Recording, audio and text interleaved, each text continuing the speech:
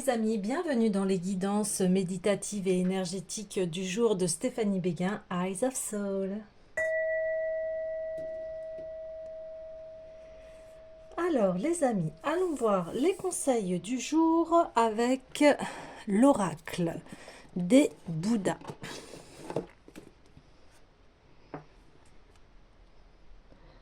Alors les amis, j'espère que vous vous portez bien, que vous allez bien. Si vous avez besoin d'une guidance privée ou d'un soin énergétique, n'hésitez pas à m'envoyer votre message via mon mail stéphaniebeguin eyesofsoul@gmail.com. Alors, allons-y au niveau. Eh bien, on a Daikokuten. Alors ici, on a le message où l'on voit en fait une très grande force, une très grande puissance. On voit une personnalité qui est très charismatique, qui a une grande médecine par rapport au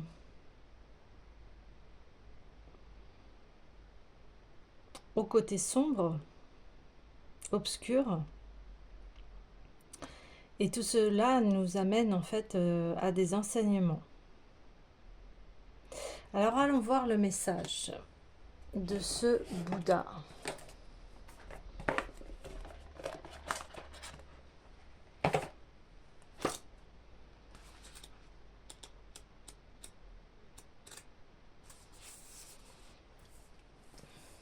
Alors, du dieu des batailles au dieu des affaires.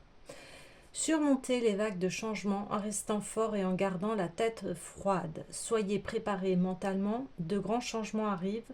Le nombre de personnes qui font attention à vous s'accroît. Pour gérer les problèmes éventuels et les surmonter, votre cœur doit être fort. Avoir de la force ne veut pas dire se précipiter tête la première ou laisser la colère prendre le contrôle. Il est plus important d'agir calmement et rationnellement.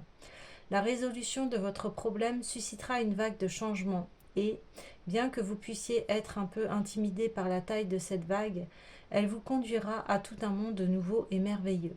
Laissez-vous conduire là où plus d'occasions et de possibilités vous attendent. Alors pour plus de détails, alors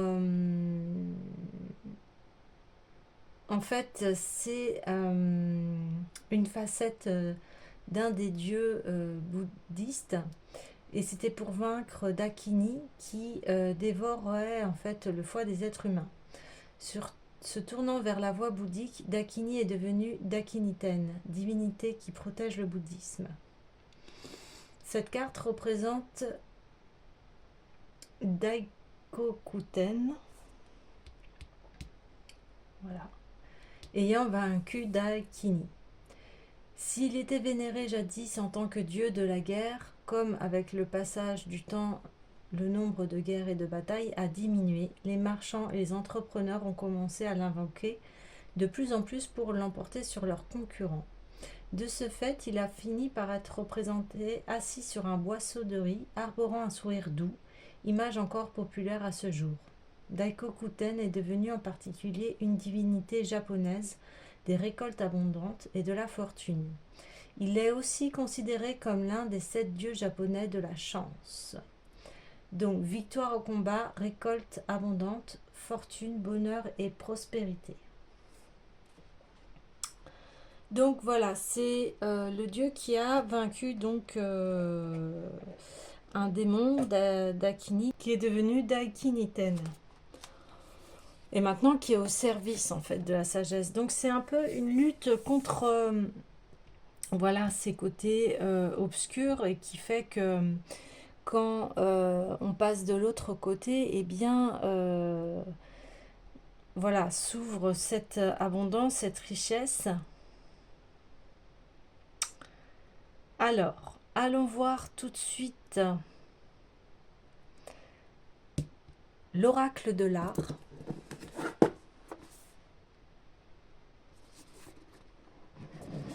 pour compléter les messages.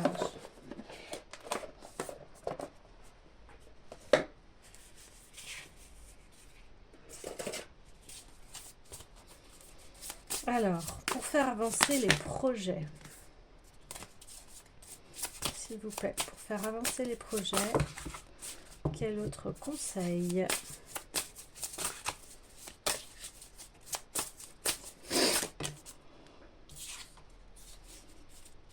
Ok, on a Van Gogh, plutôt à la folie que pas du tout. La reconnaissance posthume requiert des traces écrites, puisées dans la lumière du jour pour affronter la nuit. Alors voilà, Van Gogh, ouais, il a été un peu trop loin jusqu'à se couper une oreille, mais ça n'empêche que, eh bien, voilà, c'est un peintre de renommée intemporelle, j'ai envie de dire, et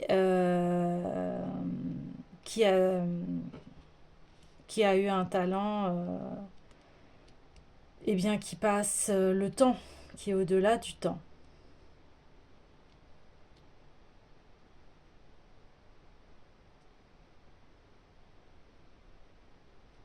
Donc là, on parle de son projet, de bonne fortune. On parle de puiser dans la lumière du jour pour affronter la nuit. Donc, puiser la lumière en nous pour affronter ses propres peurs. Et là, ça demande un grand travail en fait, de présence à soi. Et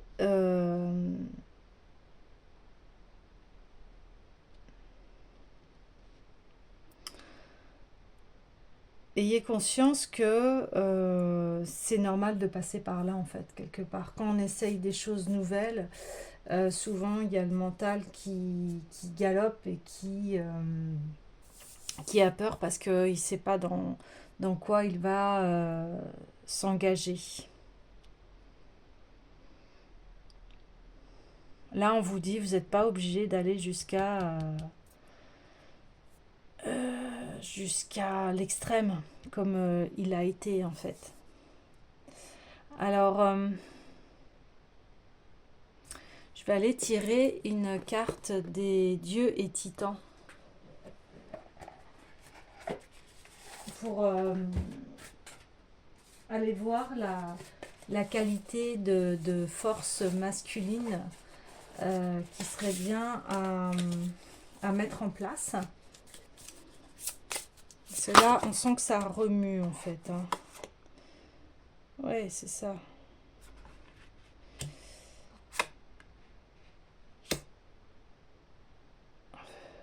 On a l'interrogation et la guerre.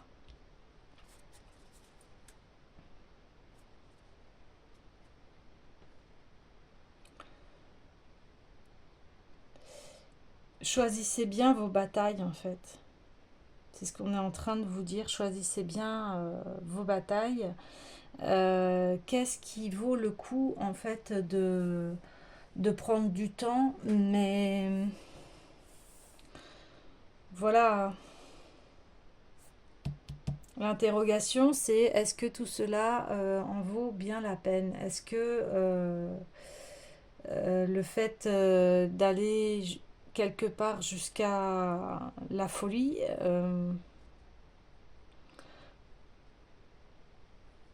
d'être dans cette position de guerrier, choisissez bien vos batailles. Visez votre objectif, soyez fort effectivement comme un guerrier. Et ici, j'aimerais bien voir s'il y a d'autres messages par rapport à cette carte de Van Gogh.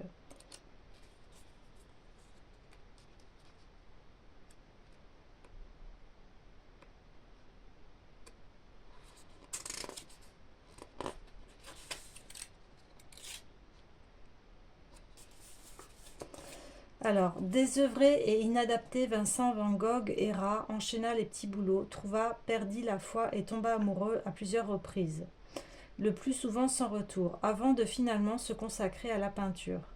Son frère Théo avait la lourde tâche d'être son confident, son bienfaiteur et son marchand.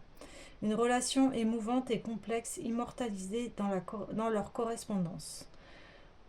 Aux prises toute sa vie avec la dépression, Van Gogh créa certaines de ses plus grandes œuvres comme La Nuit étoilée, alors qu'il était interné. Le fameux destin de son oreille ne doit pas éclipser l'immense influence de son post-impressionnisme vibrant. Le fait qu'il soit mort dans l'anonymat et la misère, mais soit aujourd'hui parmi les artistes les plus célèbres au monde, a poussé des générations de jeunes peintres à persévérer. Ouais, c'est ça, c'est au-delà de la mort. Vincent Van Gogh a été renommé. Et il s'est battu toute sa vie pour voilà, finir par créer une œuvre qui en fait dépasse le temps.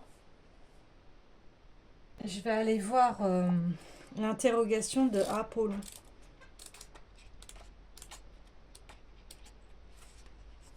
Cherchez la vérité dans cette situation, demandez et vos questions trouveront des réponses. Prenez le temps de découvrir qui vous êtes et ce que vous voulez vraiment.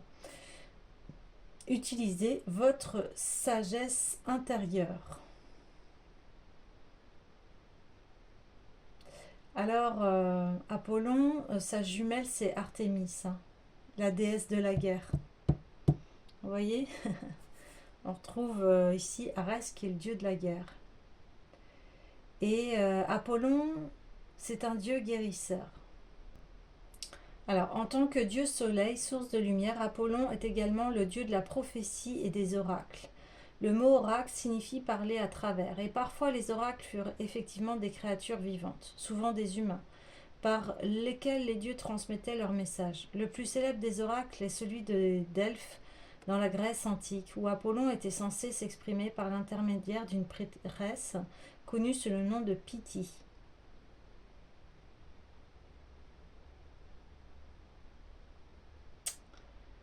Alors, l'oracle de Delphes répondait souvent aux questions par des énigmes, des vers ou dans une langue inconnue. Le prêtre ou la prêtresse servant l'oracle interprétait ces réponses. Cependant, l'oracle laissait toujours l'interprétation ultime du véritable sens de ces mots à l'auteur de la question, l'incitant à utiliser son intuition et sa sagesse intérieure. Lorsque vous cherchez conseil auprès d'un oracle ou auprès d'une personne, sachez que la décision finale dépendra toujours de vous. Vous seul avez le dernier mot et vous seul détenez le pouvoir de prendre les bonnes décisions pour vous-même. Ouais, là on vous dit c'est à toi de prendre les bonnes décisions par rapport à ton projet, par rapport à ce que tu souhaites. Et malgré les difficultés, tu dois avancer.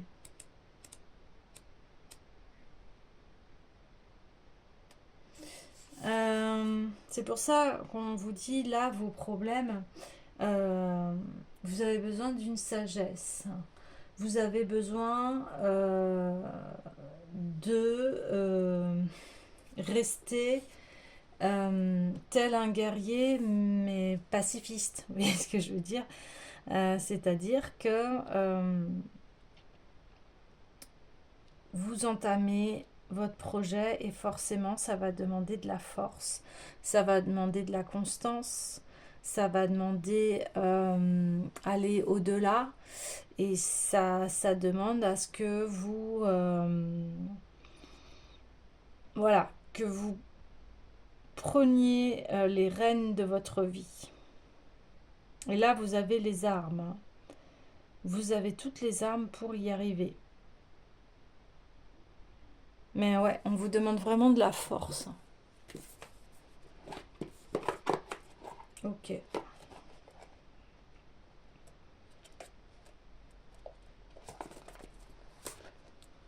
Alors, là j'ai envie d'aller voir l'oracle des déesses pour... ouais, on reparle de transformation, c'est ce qui a été dit hier, mais là, j'aimerais que qu'on dise un peu plus sur cette situation. Voilà, on parle de justice. Cette situation sera traitée de manière juste et équitable. Alors peut-être que vous êtes dans une procédure, un procès. Il y a une affaire en tout cas qui est assez complexe, mais on vous dit vous allez y arriver. Hein. Vous allez avoir gain de cause, mais pour ça, ça demande du calme. Ça demande du calme.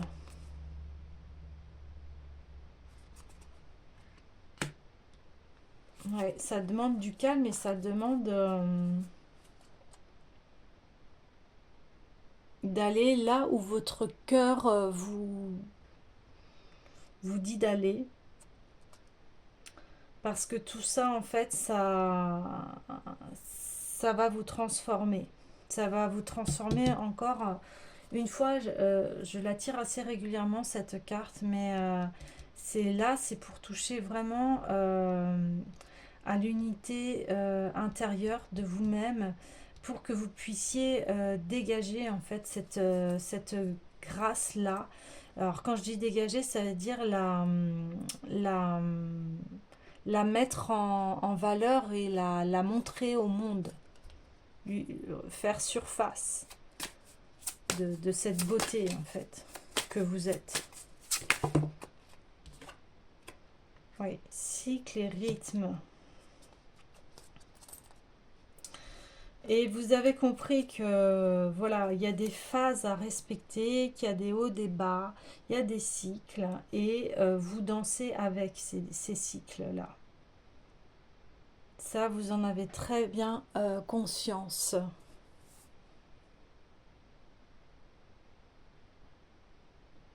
Donc vos projets ont besoin de votre force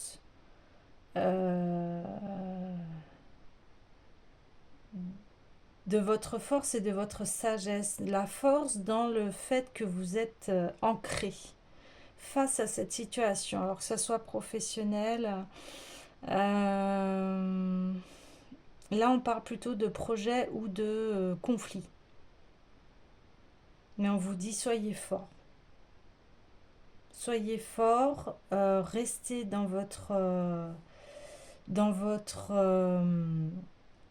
stabilité, dans votre équilibre, c'est-à-dire force bien ancrée dans le sol.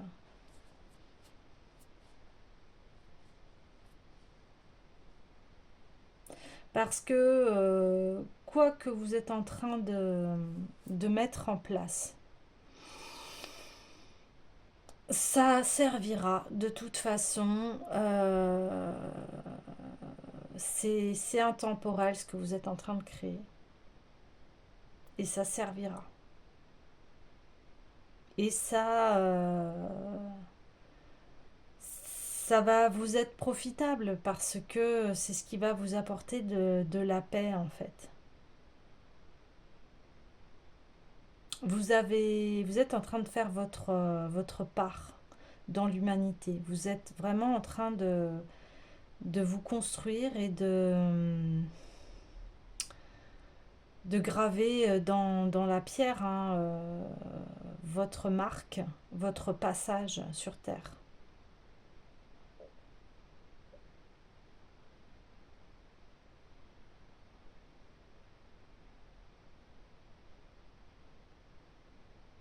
On me dit qu'importe le temps que ça mettra, euh,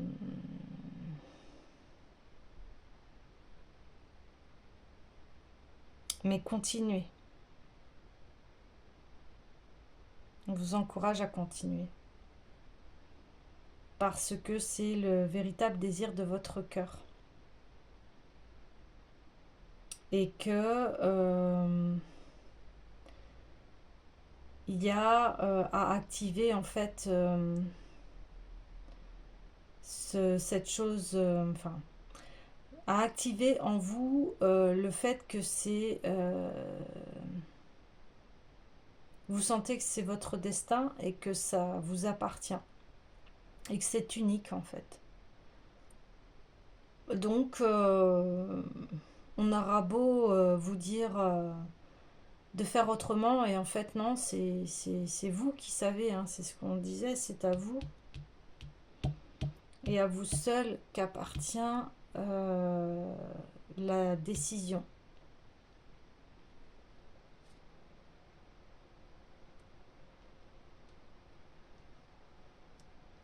Ici, on parle de protection d'un projet. D'un projet qui est de très grande envergure, mais qui est unique à vous-même et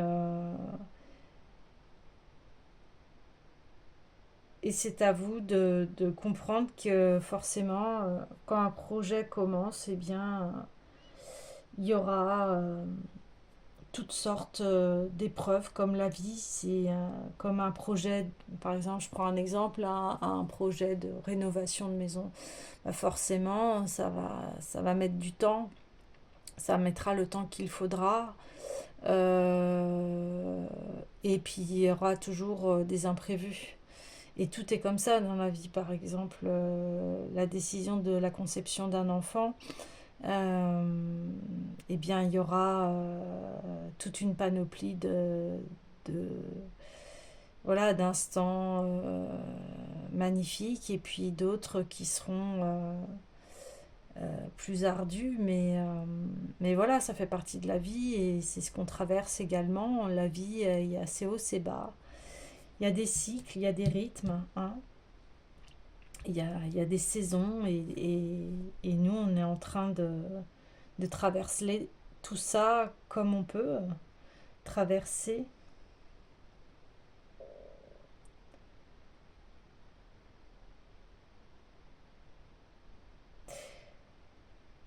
Et là, on vous demande de rester qui vous êtes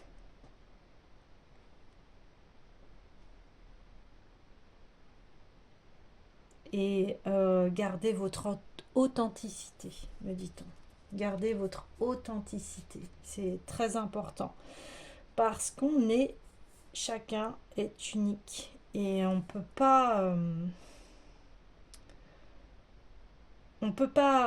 vivre la vie de l'autre et on peut s'en inspirer, mais chacun est unique et ce que vous créez est unique, ce que vous faites est unique.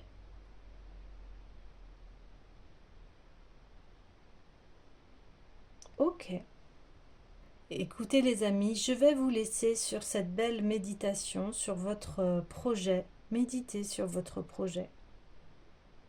Et je vous dis à demain.